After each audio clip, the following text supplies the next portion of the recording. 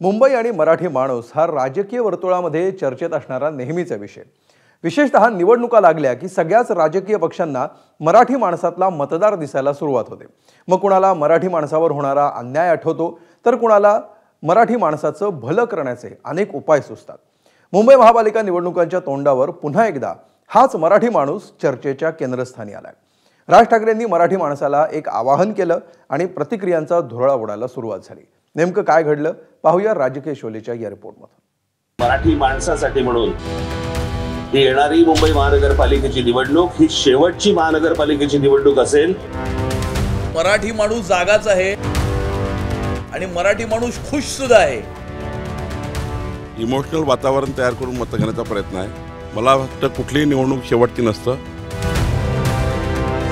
मराठी माणसाला मुंबईतून बाहेर काढणारा कोण हा खरा प्रश्न आहे. मुंबईतला मराठी माणूस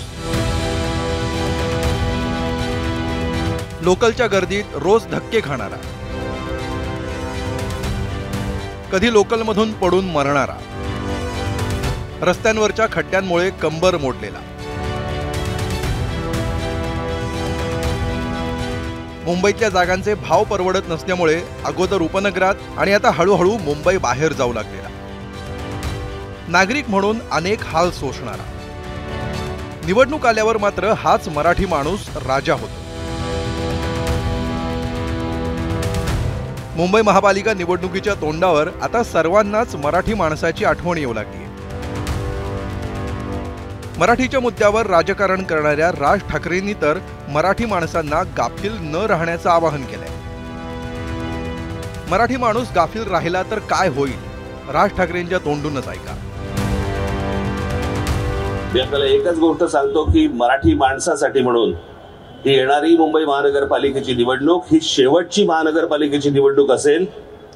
जर आपण गाफील राहिलो तर हातातनं गेली म्हणून समजा, आणि त्याच्यानंतर जे थैमान सुरू होतील या लोकांचे ते मग ती कोणालाच आवरता येणार नाहीत.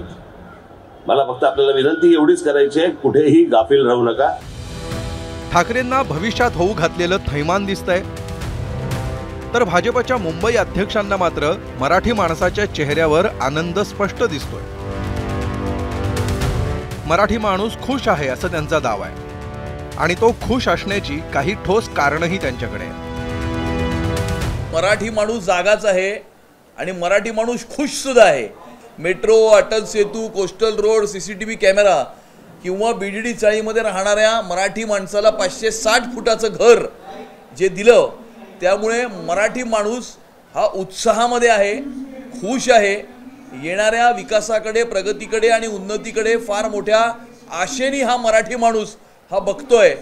आणि त्यामुळे मराठी माणसांनी ज्यांना घरचा रस्ता दाखवला त्यांना कुठेतरी भीती वाटते आणि त्यामुळे अशा प्रकारची विधानं काही लोक करतायत.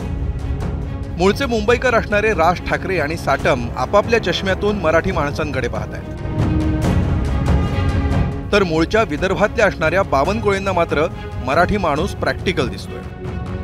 तो इमोशनवर मतदान करणार नाही याची बावनकुळेंना खात्री आहे. जर भावनेवर नाही तर मग मराठी माणूस कशावर मतदान करणार, ऐका बावनकुळेंचं वर्जन.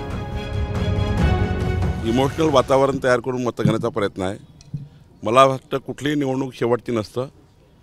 प्रत्येक निवडणुकीचं वेगवेगळं महत्त्व असतं. या निवडणुकीचं महत्त्व काय मुंबईमध्ये, तर मुंबई महानगरपालिकेच्या निवडणुकीचं महत्त्व आहे मुंबई शहराला आंतरराष्ट्रीय लेवलचं डेव्हलपमेंट करणे. विकसित मुंबईचा आराखडा माननीय देवेंद्र फडणवीसजींनी तयार केला. त्या विकसित मुंबईच्या आराखड्याला मतं मिळणार आहे आणि त्यामुळं इमोशनल आता मतं मिळणार नाही. तर राज ठाकरेंच्या वक्तव्यातला अर्धा भाग शिंदेच्या शिवसेनेला मान्य आहे, अर्ध्या भागाविषयी मात्र दुमत आहे. ही निवडणूक अखेरची ठरणार हे शिरसाटांना मान्य आहे, पण कोणासाठी अखेरची याचं उत्तर मात्र वेगळं आहे. राज ठाकरे साहेबांनी जे काही आव्हान केलेलं आहे त्यांना ही कल्पना आहे की ज्यांनी या महानगरपालिकेमध्ये मराठी माणसाचा हे जो पाहिजे सहकार्य पाहिजे होतं, जे त्याला केलं नाही, त्यांच्यासाठी ही शेवटची निवडणूक आहे. मराठी माणसाला मुंबईतून बाहेर काढणारा कोण हा खरा प्रश्न आहे. म्हणून राजसाहेबांनी त्यासाठी सांगितलं की ज्यांनी हे पाप केलं त्यांच्यासाठी शेवटची निवडणूक आहे.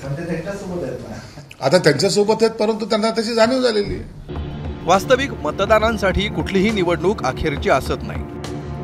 ती अखेरची संधी ठरू शकते राजकीय पक्षांसाठी आणि नेत्यांसाठी.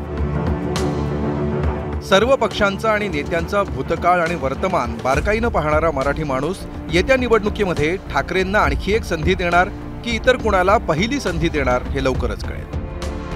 ब्युरो रिपोर्ट, एबीपी माझा. एबीपी माझा, उघडा डोळे बघा नीट.